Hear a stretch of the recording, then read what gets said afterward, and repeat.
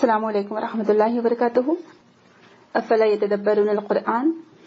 آج جز 4 ہے ہمارا اور ہم سورہ آل عمران کی آیت نمبر 102 تا 107 تک کریں گے انشاءاللہ. اعوذ باللہ من الشیطان الرجیم. بسم اللہ الرحمن الرحیم.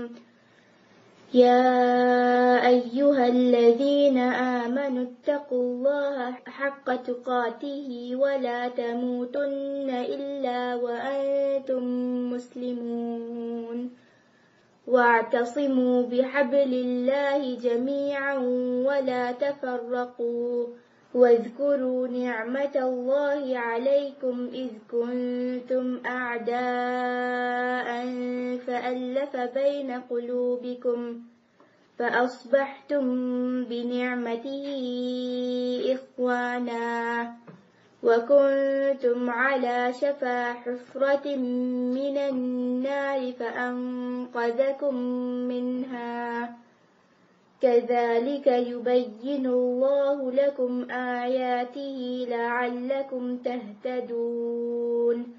ولتكن منكم أمة يدعون إلى الخير ويأمرون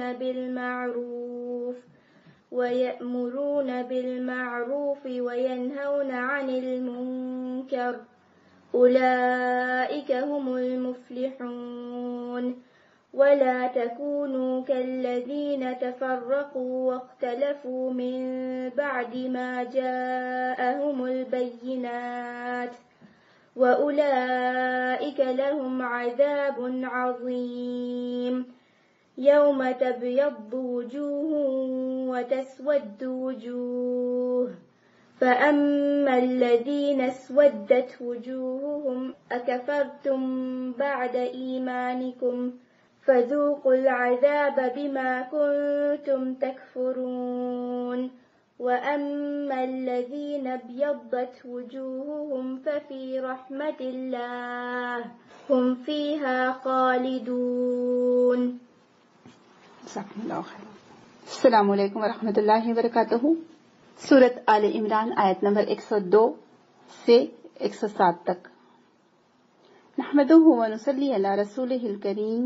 اما بعد فاعوذ باللہ من الشیطان الرجیم. بسم اللہ الرحمن الرحیم. رب اشرح لی صدری ویسر لی امری واحلل عقدۃ من لسانی یفقہوا قولی. اللہم ارنا الحق حقا وارزقنا اتباعہ وارنا الباطل باطلا وارزقنا اجتنابہ. آمین یا رب العالمین. ویسے یہ آیت ہماری بارہا ہو چکی ہے. غالباً جب ہم جواہرات القرآن کر رہے تھے تب بھی ہو سکتا ہے یہ آیت لی گئی ہو، لیکن یہ آیت ہے ہی ایسی یا یہ آیات ہیں ہی ایسی کہ جسے بار بار بھی ہم پڑھیں یا بار بار بھی ہم اس پر غور و فکر کریں اور تدبر کریں، اور یہ ریمائنڈر ہم سب کے لیے، ہمارے خود کے لیے اور ہم سب کے لیے بہت زیادہ بینیفیشل ثابت ہو سکتا ہے. کیونکہ جس دور سے ہم گزر رہے ہیں جس کو فتنوں کا دور کہا جاتا ہے، جیسے کہ رسول اکرم صلی اللہ علیہ وسلم نے فرمایا تھا کہ ہر آنے والا دور جس میں مزید فتنے بڑھتے جائیں گے، یعنی ورسٹ ہوگا ہر دور، فتنے بڑھتے جائیں گے. ان آیتوں کی طرف باقاعدہ آنے سے پہلے آپ یہ سوچ لیجئے کہ ہم کیا غور و فکر کریں گے اور کیا تدبر کریں گے. آج ہم خود مسلمان آپس میں جس طرح سے فرقوں میں بٹے ہوئے ہیں اور ہم آپس میں کس طرح ایک دوسرے سے دشمنی برت رہے ہیں، اور کس طرح ہر مسلمان گروپ دوسرے مسلمان گروپ یا آرگنائزیشن کی ٹانگ پکڑ کر کھینچنے کے لیے تیار ہے اور اسے گرانے کے لیے تیار ہے. اور آج ہمارے لیے کسی غیر مسلم کی ضرورت ہی نہیں ہے دشمنی کے لیے، بلکہ ہم مسلمان ہی آپس میں وہ تمام کام انجام دے رہے ہیں. تو خاص طور سے غور و فکر کریے اور تدبر کریے، اور اگر ہم اپنے شوہروں کے دلوں میں نہیں ڈال سکتے یہ بات، تو کم از کم اپنے بیٹوں کے ذہنوں میں یہ بات ڈالیے اور بچپن سے بچوں کی ایسی تربیت کریے، ہم خود بھی، ہم خواتین بھی، کیونکہ خواتین میں بھی بہت زیادہ یہ سیکٹرزم پایا جاتا ہے کہ فلاں گروپ فلاں انسٹیٹیوٹ، فلاں جماعت، فلاں فرقہ، حنفی، وہابی، سلفی، اہل حدیث، اسلامی تبلیغی اور پتہ نہیں کیا کچھ کتنے نام ہم نے بنا رکھے ہیں. ٹھیک ہے، اگر آپ اپنی آئیڈینٹیفیکیشن کے لیے اور اپنے آپ کو آئیڈینٹیفائی کرنے کے لیے کوئی نام رکھتے ہیں اپنی آرگنائزیشن کا تو نو پرابلم، کوئی بات نہیں ہے. لیکن ہم سب دیکھا جائے تو مسلمان ہی ہیں. تو اس بات کو ذہن میں رکھتے ہوئے آج کی آیاتوں پر غور و فکر کریے اور تدبر کریے. اور ہمارا مقصد یہی ہے کہ ہم چاہتے ہیں کہ آپس میں مسلمان سب بھائی بھائی بن کر رہیں، محبت سے رہیں. اور ہم سب کا مقصد، سارے ہی مسلمانوں کا مقصد، اگر وہ دین کا کام کر رہے ہوں تو سب کا مقصد اللہ تعالیٰ کی رضامندی ہی ہے، اسلام کی اشاعت ہی ہے، اور اللہ تعالیٰ سے اپنے اجر، یعنی جو کام کر رہے ہیں اس کا اجر پانا ہے، یعنی اللہ تعالیٰ کی رضامندی اور جنت میں داخلہ ہے. تو جب ہم سب کا مقصد ایک ہے، گول ایک ہے، نصب العین ایک ہے، تو ہم ایک دوسرے سے دشمنی کیوں برتتے ہیں؟ تو آئیے پہلے ہم ترجمہ دیکھ لیتے ہیں. اے لوگوں جو ایمان لائے ہو، اللہ سے ڈرو جیسے کہ اس سے ڈرنے کا حق ہے. تم کو موت نہ آئے مگر اس حال میں کہ تم مسلم ہو. سب مل کر اللہ کی رسی کو مضبوط پکڑ لو اور تفرقے میں نہ پڑو. اللہ کے اس احسان کو یاد رکھو جو اس نے تم پر کیا ہے. تم ایک دوسرے کے دشمن تھے، یعنی اسلام سے پہلے کی بات ہے، زمانے جاہلیت کی بات ہے یہ، ٹھیک ہے. تم ایک دوسرے کے دشمن تھے، اس نے تمہارے دل جوڑ دیے اور اس کے فضل و کرم سے تم بھائی بھائی بن گئے. تم آگ سے بھرے ہوئے ایک گڑھے کے کنارے کھڑے تھے، اللہ نے تم کو اس سے بچا لیا. اس طرح اللہ تعالیٰ اپنی نشانیاں تمہارے سامنے روشن کرتا ہے، شاید کہ ان علامتوں سے تمہیں اپنی فلاح کا سیدھا راستہ نظر آ جائے. تم میں کچھ لوگ تو ایسے ضرور ہی رہنے چاہیے جو نیکی کی طرف بلائیں، بھلائی کا حکم دیں اور برائیوں سے روکتے رہیں. جو لوگ یہ کام کریں گے وہی فلاح پائیں گے. کہیں تم ان لوگوں کی طرح نہ ہو جانا جو فرقوں میں بٹ گئے اور کھلی کھلی واضح ہدایت پانے کے بعد پھر اختلافات میں مبتلا ہوئے. جنہوں نے یہ روش اختیار کی وہ اس روز سخت سزا پائیں گے. لیکن علم آ جانے کے بعد فرقوں میں بٹ جانا، جو لوگ فرقوں میں بٹ گئے تھے اور پھر اللہ کی طرف سے ہدایت آنے کے بعد اختلافات میں پڑ گئے، اختلافات میں مبتلا ہو گئے، تو ان کے لیے سخت سزا ہوگی قیامت کے دن. جبکہ کچھ لوگ سرخ روح ہوں گے، یعنی کامیاب ہوں گے، اور کچھ لوگوں کا منہ کالا ہوگا. جن کا منہ کالا ہوگا ان سے کہا جائے گا کہ نعمت ایمان پانے کے بعد بھی تم نے کافرانہ رویہ اختیار کیا، یعنی آپس میں اختلاف کرتے رہے اور ایک دوسرے کو کافر قرار دیتے رہے. یعنی دنیا میں تو مسلمانوں کے ہی دشمن بنے تھے، تو مطلب کفر کا رویہ کہا جا رہا ہے اس کو. تو اچھا، اب اس کفران نعمت کے صلے میں، بدلے میں عذاب کا مزہ چکھو، یہ مسلمانوں سے کہا جائے گا جو لوگ آپس میں اختلافات میں پڑے تھے. رہے وہ لوگ جن کے چہرے روشن ہوں گے تو ان کو اللہ کے دامن رحمت میں جگہ ملے گی اور ہمیشہ وہ اسی حالت میں رہیں گے. سبحان اللہ. اللہ تعالیٰ ہمیں اس گروہ میں سے بنائے جس کے چہرے روشن ہوں گے اور جو آپس میں اختلافات نہیں کرتے تھے، آپس میں ایک دوسرے سے دشمنی نہیں برتتے تھے مسلمان. اب آئیے ان آیتوں میں پاتے ہیں، اس میں غور و فکر اور تدبر کرتے ہیں کہ پہلی بات تو اللہ تعالیٰ ہمیں یہاں پر خاص طور سے تلقین فرما رہے ہیں کہ اے لوگوں جو ایمان لائے ہو، اتقوا اللہ حق تقاتہ، کہ تم اللہ کا تقوی اختیار کرو جیسے کہ تقوی کا حق ہے. اور تقوی جو ہمارے یہاں پر کہتے ہیں پرہیزگاری یا ڈرنا، ویسا نہیں ہے، بلکہ تقوی کا معنی ہوتا ہے بچنا. تو اللہ تعالیٰ فرما رہے ہیں کہ تم اللہ تعالیٰ کی نافرمانی سے بچو جیسے کہ اس کی نافرمانی سے بچنے کا حق ہے. تو اللہ تعالیٰ کی محبت میں ہر وہ کام چھوڑ دینا جو اللہ تعالیٰ کو ناپسند ہے، یہی تقوی ہے. یہ اللہ کی محبت میں ہر وہ کام کرنا جو اللہ تعالیٰ کو پسند ہے، یہی تقوی ہے. اور تقوی کا تعلق دل سے ہوتا ہے، ظاہری حالت سے پتہ نہیں چلتا کہ آپ متقی ہیں یا نہیں ہیں، اس کا تعلق دل سے ہے. تو اللہ تعالیٰ فرما رہے کہ ایسا تقوی اختیار کرو جیسے کہ اس کا حق ہے، اور تم کو موت نہ آئے مگر اس حال میں کہ تم مسلم ہو، یعنی تم کو 24 گھنٹے 24/7 اسلام کی حالت میں، سرنڈر کی ہوئی حالت میں، فرما برداری کی ہی حالت میں رہنا ہے. یعنی تمہیں اپنی زندگی کا ہر لمحہ اللہ تعالیٰ کی فرما برداری میں گزارنا ہے. تم کوئی ایک لمحے کے لیے یہ نہیں کہہ سکتے کہ اچھا بہت نیک کام کر لے، تھوڑی دیر تو کچھ وہ کام بھی کرنے جو اللہ تعالیٰ کو ناپسند ہے، یا اپنی خواہش نفس پر چلیں کہ بہت نیک کام کر لیے، بہت عبادتیں کر لی، اب تھوڑا انجوائمنٹ بھی ضروری ہے، گناہ کے ساتھ انجوائمنٹ. تو یہ نہیں آپ کہہ سکتے. اب یہاں پر پہلی بات تو تقوی کی بات ہے اور تقوی سے شروعات کی گئی ہے، اور تقوی کے بعد پھر کہا گیا کہ یعنی آپ غور کریے، تدبر کریے قرآن میں کہ قرآن آپ کو کس بات کی دعوت دے رہا ہے، ہمارا رب ہم سے کس طرح سے مخاطب ہے، اور مرتے دم تک فرمانبرداری اور وفاداری نبھانے کی بات ہم سے کی جا رہی ہے۔ اب یہاں پر تقوی ہے پہلی بات۔ اگر ہم ان آیتوں کو ڈسٹریبیوٹ کریں ٹاپک کے لحاظ سے، تو پہلی بات تقوی کی بات کی گئی، دوسری بات کی گئی کہ موت بھی تم کو حالت اسلام ہی میں آنی چاہیے، یعنی اللہ تعالیٰ کی فرمانبرداری میں۔ تیسری بات جو بتائی گئی ہے کہ وہ اللہ کی رسی کو مضبوطی سے پکڑنا ہے، یعنی اس قرآن کو۔ چوتھی بات ہے وَلَا تَفَرَّقُوا، یعنی تم کو فرقہ بندیوں میں یا فرقہ واریت میں نہیں پڑنا ہے، فرقے نہیں بنانا ہے، اپنے نام نہیں رکھنا ہے، حنفی، شافعی، وہابی، یعنی جو بھی نام ہے، جو بھی آپ سمجھتے ہوں گے وہ نام آپ ذہن میں لا لیجیے۔ تو چوتھی بات ہے کہ فرقہ بازی نہیں کرنی ہے، اور اللہ تعالیٰ کے اس احسان کو یاد رکھنا ہے جو اس نے ہم پر کیا ہے کہ ہم پہلے آگ سے بھرے ہوئے گڑھے کے کنارے کھڑے تھے، اللہ تعالیٰ نے ہم کو اسلام کی نعمت سے نوازا۔ پانچواں اسلام کے بارے میں ہے۔ پھر چھٹی بات جو بتائی گئی کہ وَلْتَكُن مِّنكُمْ أُمَّةٌ يَدْعُونَ إِلَى الْخَيْرِ، تم میں سے کچھ لوگ تو ضرور ہی ایسے ہوں، یا تم میں سے کچھ لوگ یا سارے ہی لوگ ایسے ہوں جو خیر کی طرف بلائے اور بھلائی کا حکم دے اور برائی سے روکتے رہے۔ ٹھیک ہے، خیر کی طرف بلانے میں ساری چیزیں آ جائیں گی، اسلام کی طرف بلانا بھی آئے گا، نیکیوں کی طرف بلانا بھی آ جائے گا، یعنی غیر مسلم اور مسلمان دونوں کو، اور امر بالمعروف اور نہی عن المنکر یہ ہم پر فرض ہے۔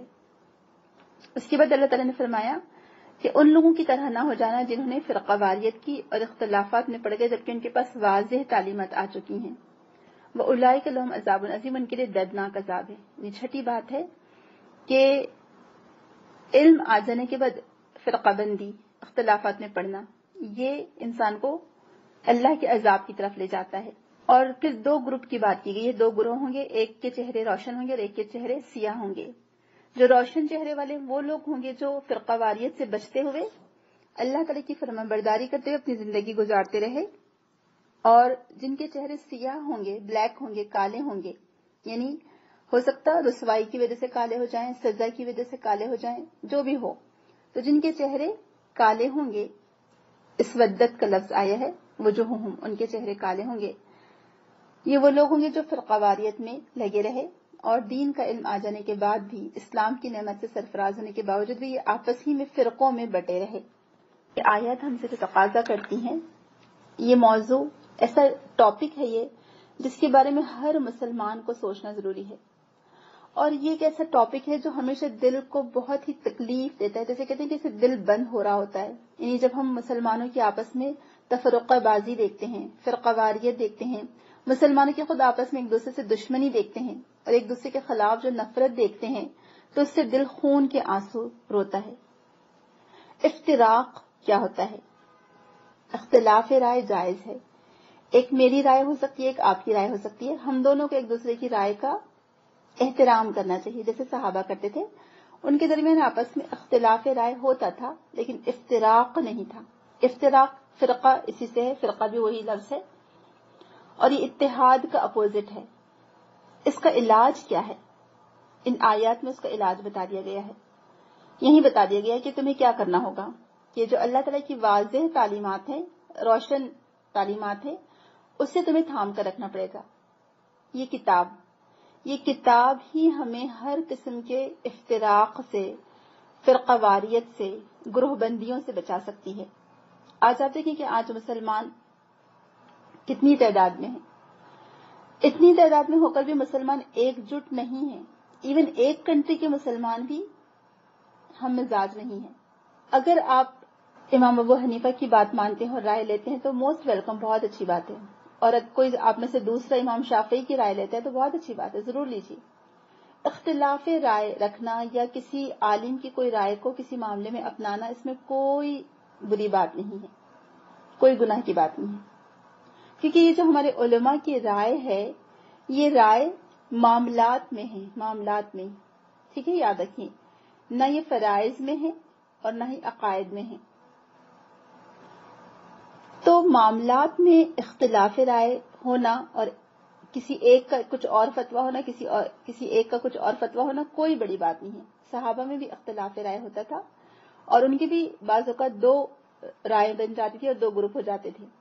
اور جب رسول اکرم صلی اللہ علیہ وسلم کے سامنے وہ بات آتی تو آپ فرماتے کہ دونوں نے درست کیا. یعنی ایک ہی مسئلے کے 2 حل ہو سکتے ہیں اور 2 رائے دونوں بھی درست ہو سکتی ہے اپنی جگہ.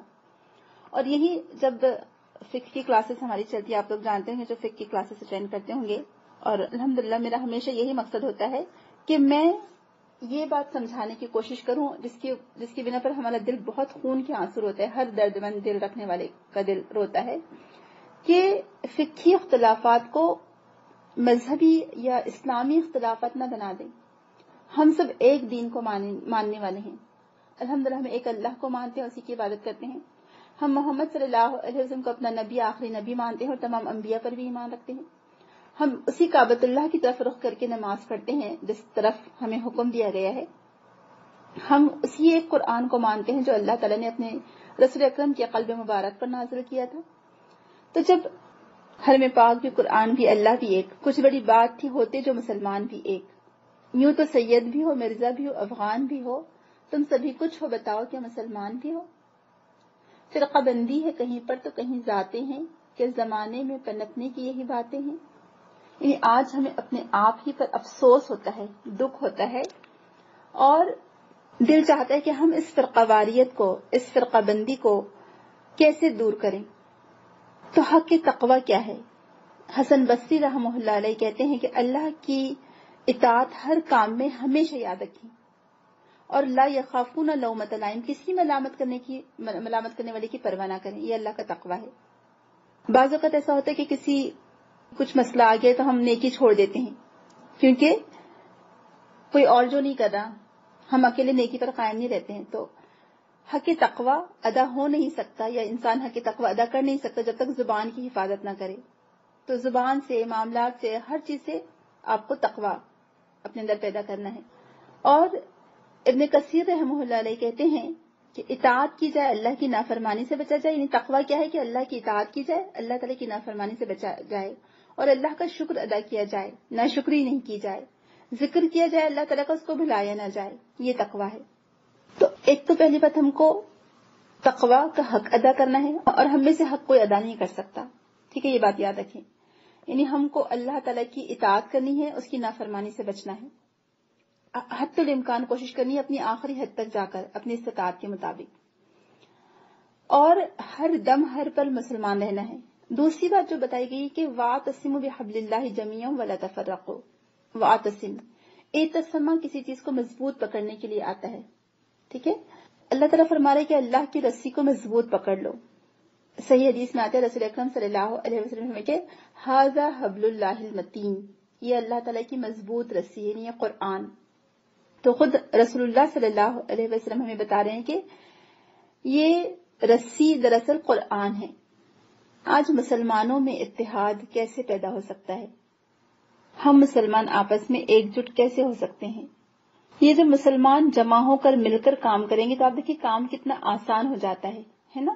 یعنی جب ہم گروپ کی شکل میں جمع ہو کر ایک ساتھ مل کر کوئی بھی کام کرتے تو کام مشکل نہیں رہتا. تو آج مسلمانوں میں اتحاد کی کمی کیوں ہے؟ آج مسلمانوں کے دل ایک دوسرے کے تعلق سے نفرتوں سے کیوں بھرے پڑے ہیں؟ کیوں فرقہ واریت ہے؟ کیا وجہ ہے کہ آج ہم ایک دوسرے کو سپورٹ نہیں کرنا چاہتے، ایک دوسرے کی مدد نہیں کرنا چاہتے، چاہے دین کے معاملے یا دین کے راستے میں ہی کیوں نہ ہو؟ کیوں ایک دوسرے کے ساتھ اختلافات میں پڑے ہوئے ہیں؟ اختلافات سے بڑھ کر بلکہ فرقہ واریت میں پڑے ہوئے ہیں. جو کمی نظر آتی ہے وہ یہی ہے کہ ایک تو تقوی کی کمی ہے ہمارے اندر، دوسرا ہم نے اللہ کی رسی کو چھوڑ دیا ہے. ہم نے قرآن جس مقصد کے لیے نازل ہوا تھا اس مقصد کے لیے پڑھنا چھوڑ دیا ہے. ہم قرآن پڑھتے تو ہیں لیکن ایک بس الفاظ کو پڑھ لیا، اس کی گہرائی میں نہیں گئے، اس میں غور و فکر نہیں کیا، اس میں تدبر نہیں کیا. اگر ہم غور و فکر کریں گے، تدبر کریں گے، ہم جو اتنے بار تلاوت کرتے ہیں، ہمارے علماء بھی کرتے ہیں تلاوت، ہمارے عام لوگ بھی کرتے ہیں، ہر عام سے عام مسلمان بھی، ہر خاص سے خاص مسلمان بھی تلاوت کرتا ہے قرآن کی.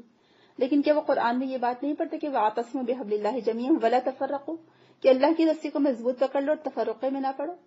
تو تفرقہ یا تفرقہ کیا ہے؟ فرقہ واریت کیا ہے؟ کہ ایک دوسرے کو برا بھلا کہنا اور یہ سمجھنا کہ بس ہم بہت اچھے ہیں، ہم بخشائے ہیں، ہم صحیح سوچ پر ہیں، ہم جنتی ہیں، باقی سارے فرقے جہنم میں جائیں گے.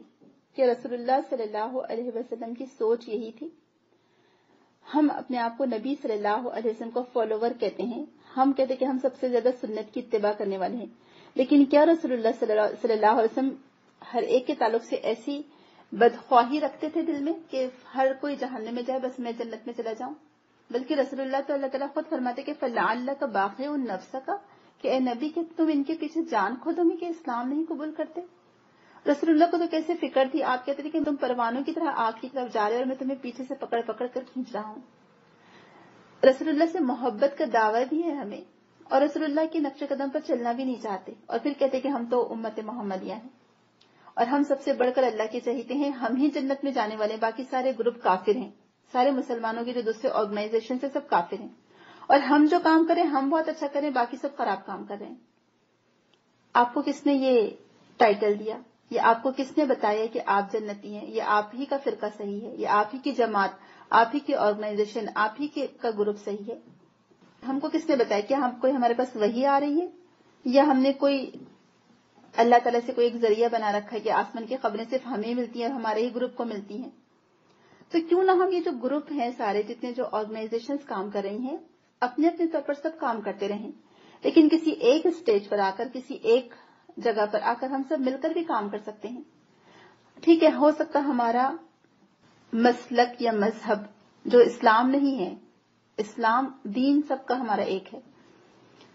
مسلک کا مطلب ہوتا ہے طریقہ، چلنے کا طریقہ، یا مذہب کا مطلب ہوتا ہے وہی طریقہ یا راستہ جس پر انسان چلتا ہے، صحابہ سے نکلا ہے.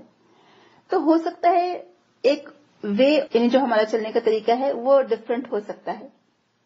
جیسے نماز پڑھنے میں ڈفرنٹ طریقے ہم لوگ یوز کرتے ہیں، آپ نے دیکھا ہوگا الگ الگ لوگ کچھ اللہ اکبر کہتے تو ہاتھ کانوں تک لے جاتے ہیں، کچھ کندھوں تک لے جاتے ہیں، کچھ بہت پھیلا کے رکھتے ہیں، کچھ کانوں کی لوؤں تک لگاتے ہیں. کوئی پرابلم نہیں، سب کی نماز ہو جائے گی کیونکہ سب کا رخ کس طرف ہے؟ قبلے کی طرف ہے نا. اسی طرح سے اگر آپ آمین زور سے کہتے ہیں یا آمین ہلکی آواز سے کہتے ہیں، سورہ فاتحہ پڑھتے ہیں امام کے پیچھے یا نہیں پڑھتے ہیں، اللہ نے چاہا تو اللہ تعالیٰ آپ کی نماز ضرور قبول کر لے گا. ٹھیک ہے، لیکن آپ جب تنہا پڑھیں تو ہر حال میں سورہ فاتحہ پڑھنا ضروری ہے. آپ کی نماز ہوگی نہیں جب تک آپ سورہ فاتحہ نہیں پڑھیں گے. ٹھیک ہے، ہم کو اس بحث میں یہاں فی الحال نہیں پڑھنا ہے. لیکن کیا آپ دوسروں پر فتویٰ لگا سکتے ہیں کہ جو آمین زور سے کہتے ہیں، جو آمین زور سے نہیں کہتا، جو سورہ فاتحہ پڑھتا ہے امام کے پیچھے، جو نہیں پڑھتا، آپ یہ کہہ سکتے کہ کافر ہیں، ان کی نماز ہی نہیں ہوئی اور ان کو عذاب ملے گا؟ نہیں کہہ سکتے. ایک کلمہ کہنے والا شخص جو اللہ اور اس کے رسول پر ایمان رکھتا ہو، یقین رکھتا ہو، جو آخرت پر یقین رکھتا ہو، آپ اس کو کافر کیسے کہہ سکتے ہیں بھلا؟ یا اس کو جہنمی کیسے کہہ سکتے ہیں؟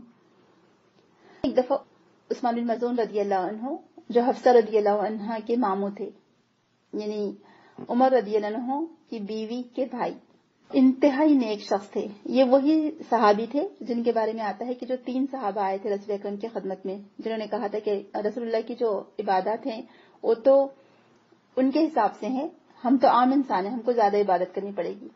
تو ایک عبداللہ بن عمرو بن عاص تھے اس میں سے، ایک عثمان بن مظعون تھے، ایک قتادہ تھے میرے خیال سے. تو یہ عثمان بن مظعون وہی صحابی تھے جو 3 صحابہ نے وہ کر لیا تھا اپنے لیے کہ میں نماز ہی پڑھتا رہوں گا، رات بھر سوؤں گا نہیں. ایک نے کہا تھا میں زندگی بھر شادی نہیں کروں گا عورتوں سے، اور ایک نے کہا تھا کہ میں ہمیشہ روزے رکھتا رہوں گا، کبھی بغیر روزے کے نہیں رہوں گا. تو رسول اللہ صلی اللہ علیہ وسلم نے فرمایا تھا کہ کہاں ہیں وہ لوگ، بلاؤ ان کو. اور یہ میری سنت کی خلاف ورزی ہے، میں نے نکاح بھی کیے ہیں، عورتوں کے ساتھ زندگی گزار رہا ہوں، اور میں روزے رکھتا بھی ہوں، کبھی کبھی نہیں بھی رکھتا، اور میں رات میں جاگتا بھی ہوں نماز پڑھنے کے لیے، اور کبھی سو بھی جاتا ہوں. تو جس نے میرے سنت سے منہ موڑا وہ مجھ سے نہیں. فمن رغب عن سنتی فلیس منی، یہ آپ کے الفاظ تھے. تو اتنے نیک انسان تھے، ہر کوئی ان کے بارے میں کہتا تھا کہ یہ بہت ہی نیک انسان ہے. عثمان بن مظعون کے بارے میں جن سے رسول اللہ نے ان کی مواقعات کروائی تھی، جب ان کی وفات ہوئی، مدینہ میں سب سے پہلے وفات پانے والے مہاجر صحابی یہی تھے، عثمان بن مظعون. تو ان کی وفات پر سارا مدینہ جمع ہو گیا.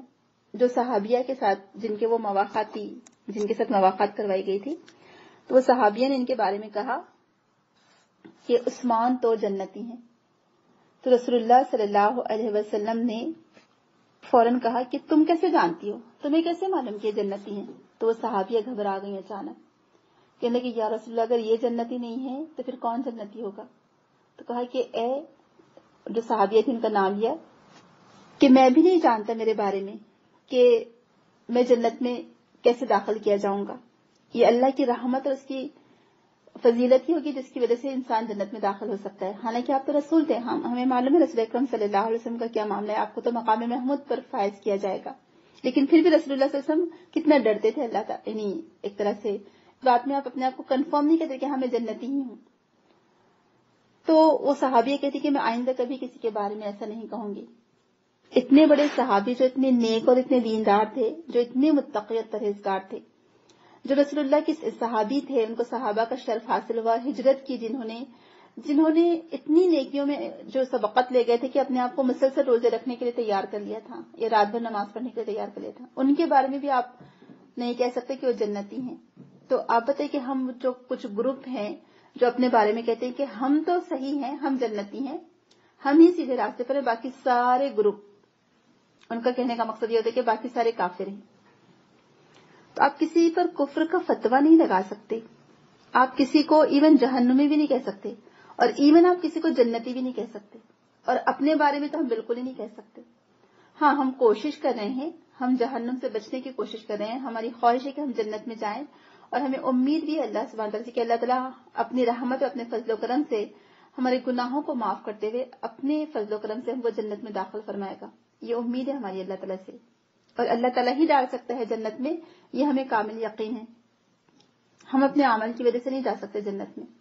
تو یہ جو فرقہ واریت ہے کہ اللہ تعالیٰ فرمائے کہ تم اللہ کی رسی کو مضبوطی سے پکڑو اور فرقہ واریت میں نہ پڑو, اور اللہ کے اس احسان کو یاد رکھو جو اس نے تم پر کیا ہے. تم ایک دوسرے کے دشمن تھے, یہ جو دشمنی ہوتی ہے, یہ جو اختلاف ہوتا ہے, یہ جو افتراق ہوتا ہے, یہ تو زمانے جاہلیت کی باتیں ہیں.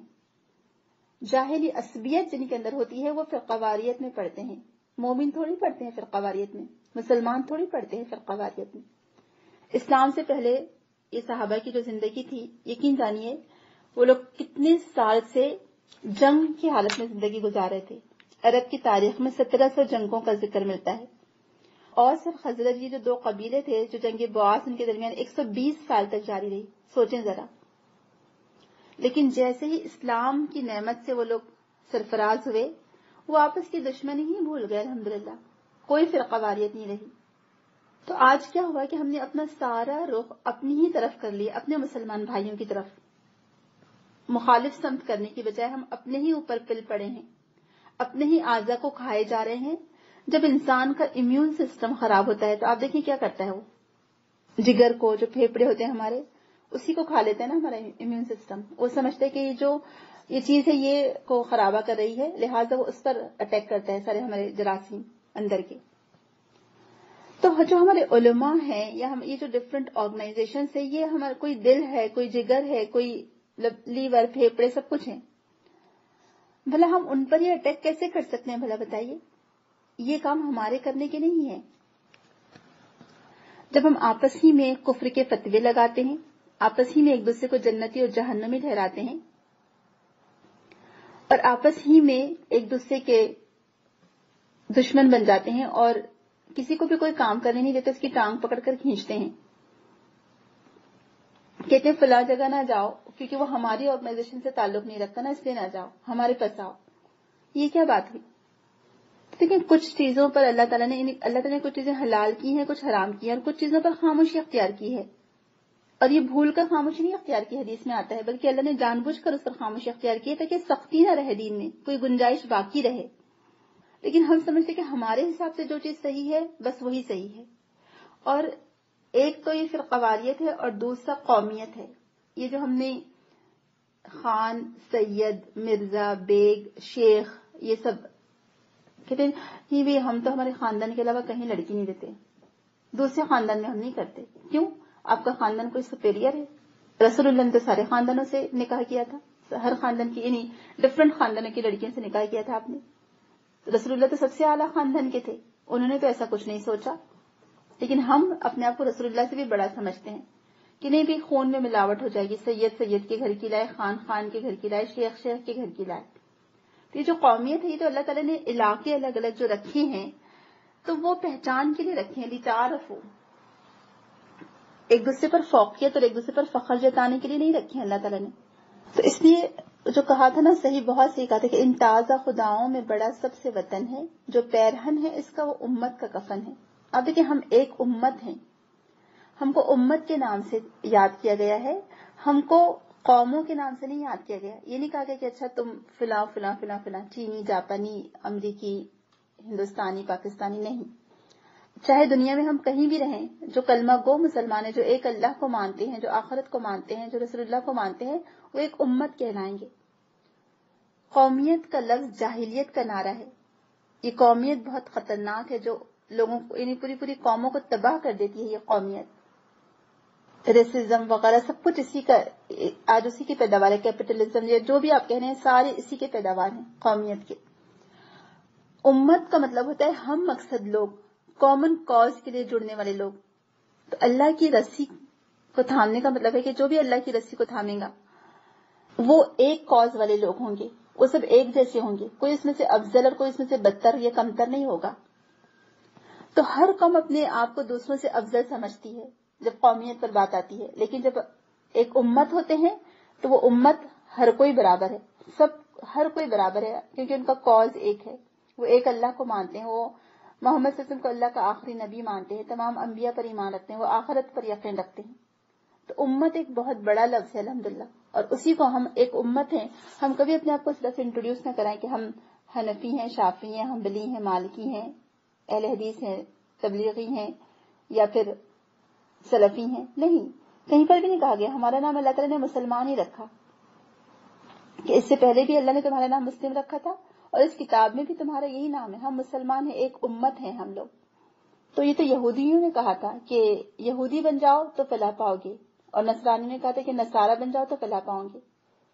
یہ تو یہود و نصارہ کا تھا جملہ. ان کے پاس کتاب آئی تھی لیکن اس کے باوجود انہوں نے اختلاف کیا، اس کے باوجود وہ فرقوں میں بٹ گئے اور ہر فرقہ اپنے آپ کو ایک دوسرے سے سپیریئر سمجھنے لگا. آج ہمارا بھی یہی حال ہے ہی نہیں ہے؟ آپ بتائیے.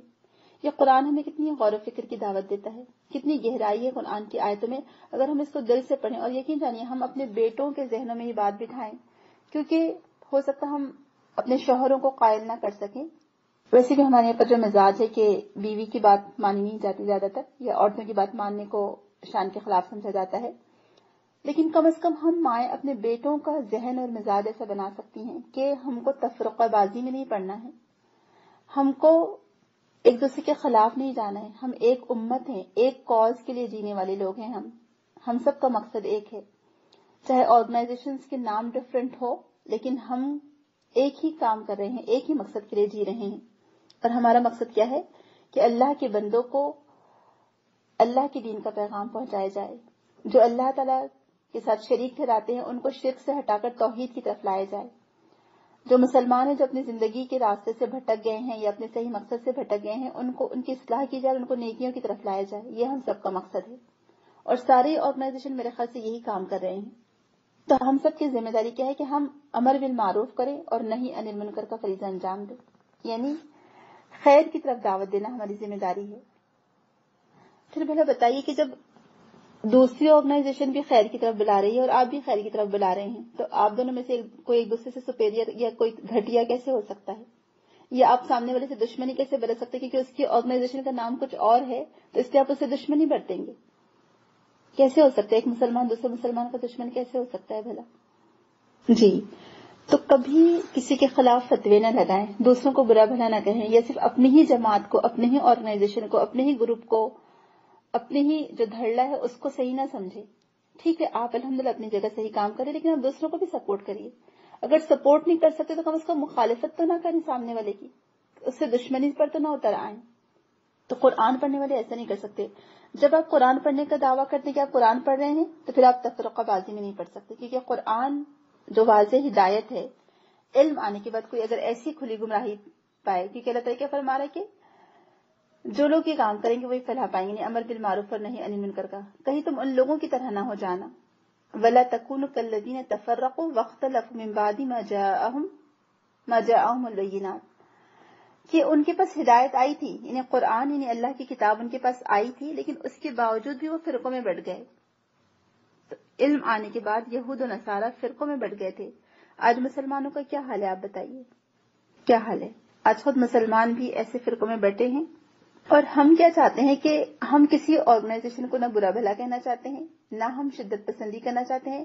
ہم چاہتے ہیں کہ ہم نے جس بات کو صحیح سمجھا ہے وہ کام کرتے جائیں، اللہ تعالیٰ کی کتاب سے سب کو انٹروڈیوس کروائیں، اور یہ کتاب پڑھ کر اور سمجھنے کے بعد آپ کو جو آرگنائزیشن صحیح لگتی ہے، جس کا آپ سے مزاج ملتا ہو یا آپ اس کے مزاج سے واقف ہوں، آپ ان کے ساتھ کام کریں.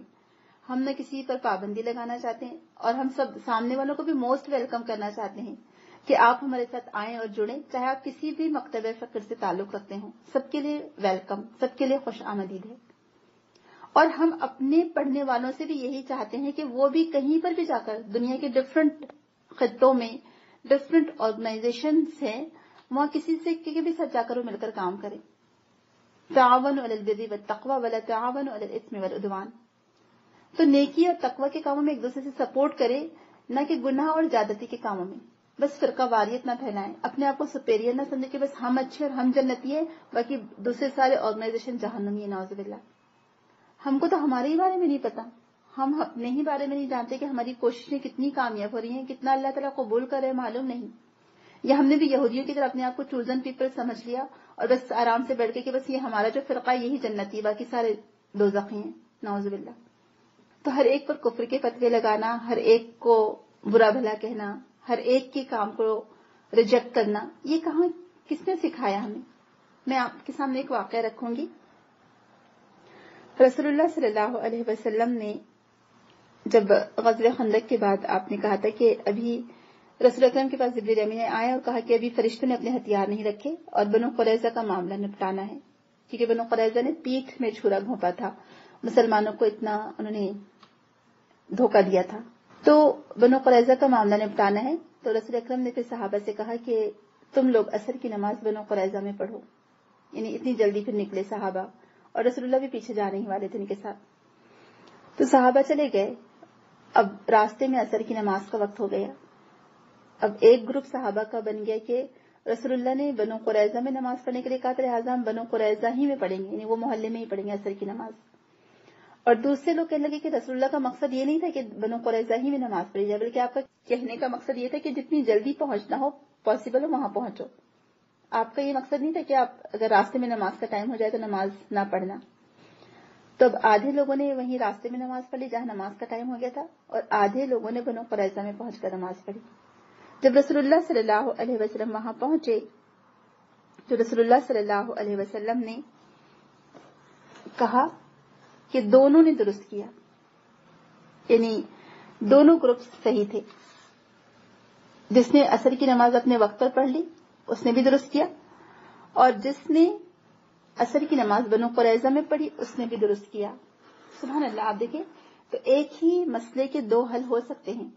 تو بعض اوقات اگر آپ کے نزدیک امام ابو حنیفہ کی رائے ایک اور ہے اور امام شافعی کی رائے کچھ اور ہے، تو آپ دونوں میں سے جس کی بھی رائے لینا چاہے لے سکتے ہیں، اگر وہ قرآن اور حدیث کی روشنی میں ہو، جس میں اللہ تعالیٰ کی نافرمانی نہ ہوتی ہو.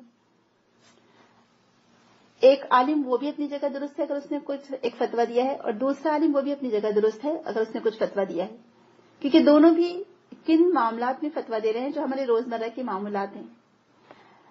نہ وہ عقیدے کے تعلق سے فتویٰ دے رہے ہیں. کبھی کسی عالم کو آپ کی دو رائے یہاں نہیں ملے گی. کبھی کسی نے ایسا کہا، یعنی امام شافعی، امام ابو حنیفہ، امام مالک، امام احمد بن حنبل، کبھی کسی نے کہا کہ ظہر کی 4 فرض کی بجائے 6 فرض پڑھیں، یا 4 فرض کی بجائے 3 فرض پڑھیں. ایسا ہوا کبھی؟ نہیں نا، ایسا کبھی نہیں ہوا. تو فرائض میں آپ کو کبھی اختلاف رائے نہیں ملے گا. یہ جو معاملات ہیں اس میں اختلاف رائے ہو سکتا ہے اور اس میں کوئی حرج نہیں ہے. ایک ہی مسئلے کے دو حل ہو سکتے ہیں، نو ڈاؤٹ. تو چاروں امام ہماری 4 دیواری ہیں، ان سب کا احترام ہم پر لازم ہے. ان لوگوں نے بہت بڑا کام کیا، وہ دن رات محنت کر کے علم حاصل کرتے رہے اور الحمدللہ ہمارے دین کو آسان کر کے پیش کیا.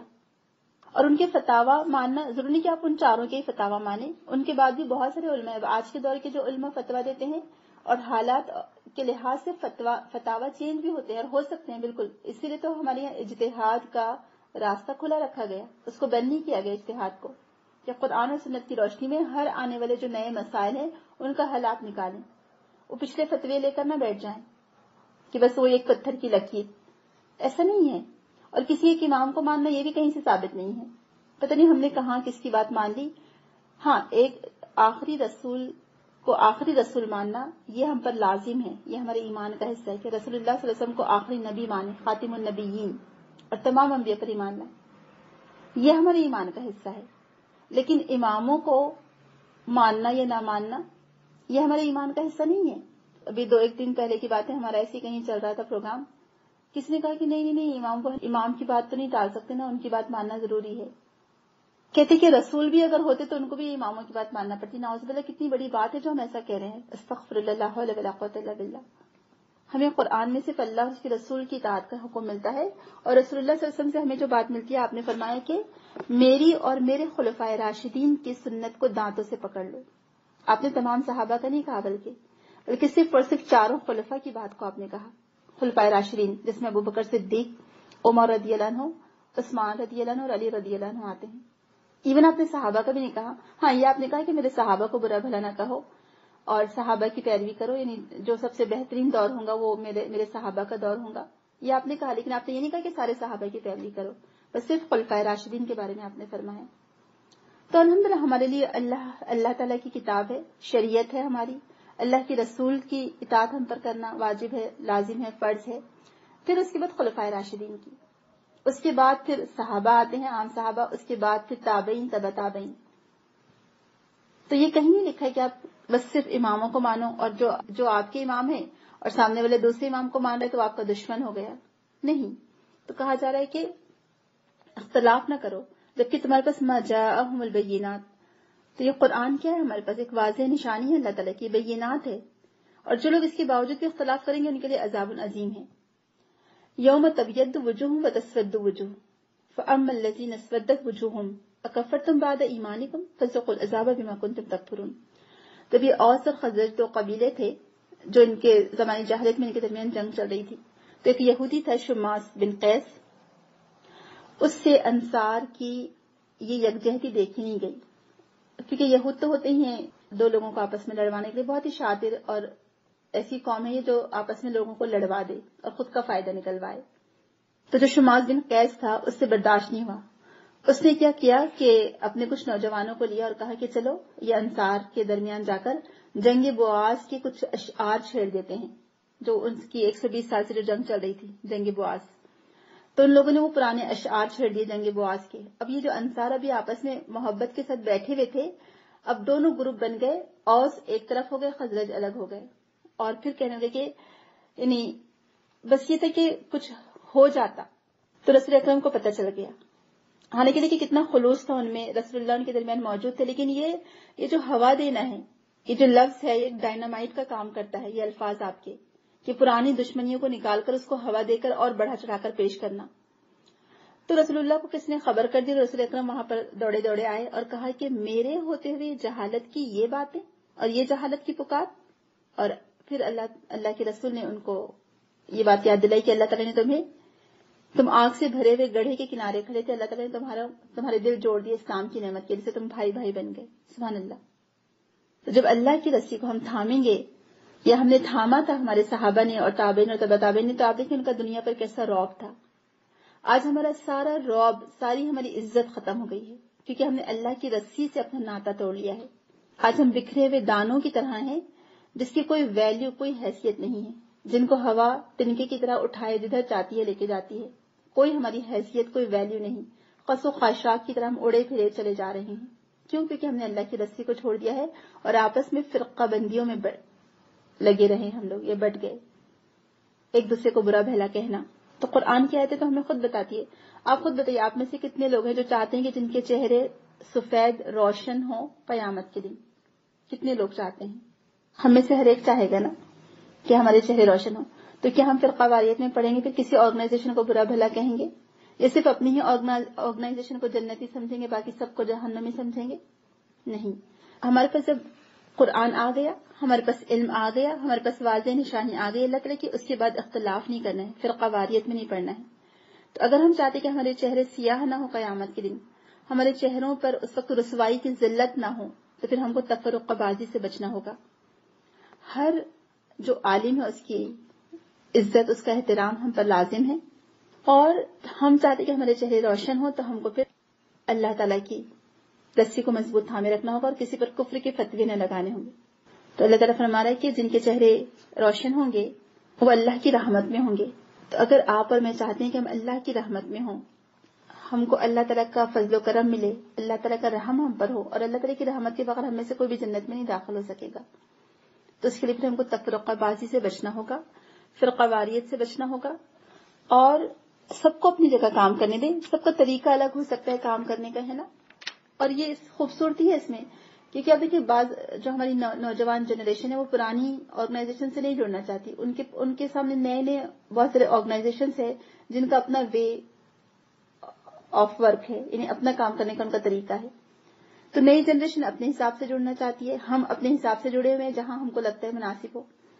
تو سب کے ساتھ مل کر کام کریں، سب کو سپورٹ کریں، سب کا ساتھ دیں. یہی تقویٰ کی علامت ہے، یہی تقویٰ کا حق ادا ہم کر سکتے ہیں. تو اللہ کی شریعت کو اگر ہم تھامیں گے، اللہ کی رسی کو ہم تھامیں گے، تو آپ دیکھیں آپ کے اوپر زمین کتنی وسیع ہو جائے گی، آپ کے ذہن میں کتنی وسعت آ جائے گی. تو اس لیے ہم کو اس سے بچنا ہے. رسول اللہ صلی اللہ علیہ وسلم نے ہم کو یہ بتایا تھا اپنے اسلام لانے کے بعد کہ تم اپنا لباس سب چینج کر دو، سارے لوگ صرف یہ جو رسول اللہ پہنتے تھے وہی پہنے. کبھی آپ نے کہا؟ نہیں کہا. جو اس وقت وہاں مکہ میں جو نکاح کا طریقہ رائج تھا آپ نے اسی طریقے کو رہنے دیا، بس چند چیزیں اس میں اور ایڈ کر دی. ٹھیک ہے، جو معروف طریقہ تھا، جو اچھی چیزیں تھی آپ نے باقی رہنے دی، اور جو چیزیں اسلام کے مطابق تھی اس میں ایڈ کرتے چلے گئے. لیکن آپ نے کبھی یہ نہیں کہا کہ لباس تم سب ایک جیسا پہنو. ایسا ہو ہی نہیں سکتا. لیکن ساری دنیا کے لوگ ایک جیسا لباس نہیں پہن سکتے، ساری دنیا کے لوگ ایک جیسا رہن سہن نہیں اختیار کر سکتے. ہر خطے، ہر علاقے کے اپنے رہن سہن، رہنے کے آداب ہیں.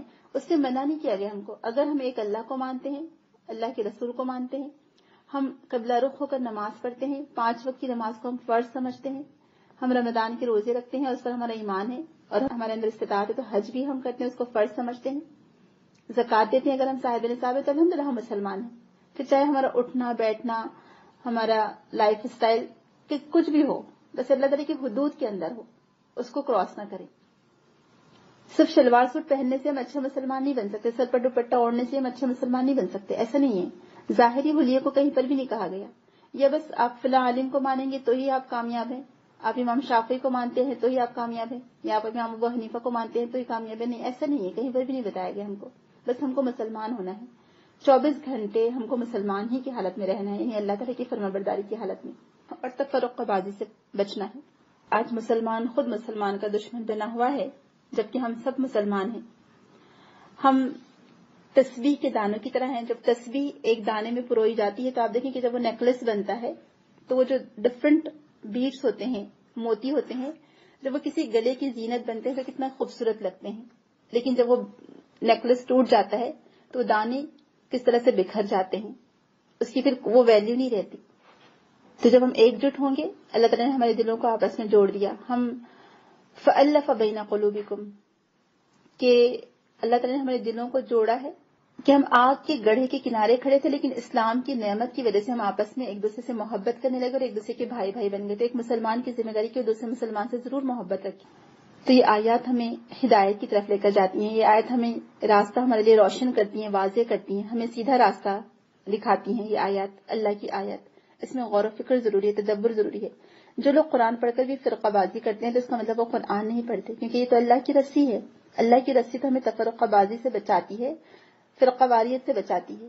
تو جو لوگ قرآن پڑھ کر یہ دعویٰ کرتے ہیں کہ ہم فرقے بھی بناتے رہیں گے اور ہمارا فرقہ ہی صحیح ہے، باقی سارے فرقے جہنمی ہیں، تو پھر اس کا مطلب انہوں نے قرآن نہیں پڑھا، اللہ کی کتاب پر ان کا ایمان ہی نہیں ہے. تو اللہ تعالیٰ مجھے اور آپ کو توفیق دے، اور اللہ کرے کہ ہم اپنے بچوں کے ذہنوں میں یہ بات بٹھا سکیں کہ ہم سب ایک امت ہیں، ہم قوم نہیں ہیں، ہم ایک امت ہیں.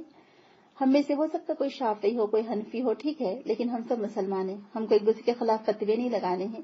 اللہ تعالیٰ سے ہم کو یہی دعا کرنے کہ سارے ہی مسلمانوں کو اللہ تعالیٰ نیک ہدایت دے، اور اگر کسی کا عقیدہ غلط ہے تو اللہ تعالیٰ اس کے عقیدے کو درست فرما دے. لیکن ہم خود کفر کا فتویٰ نہیں لگا سکتے.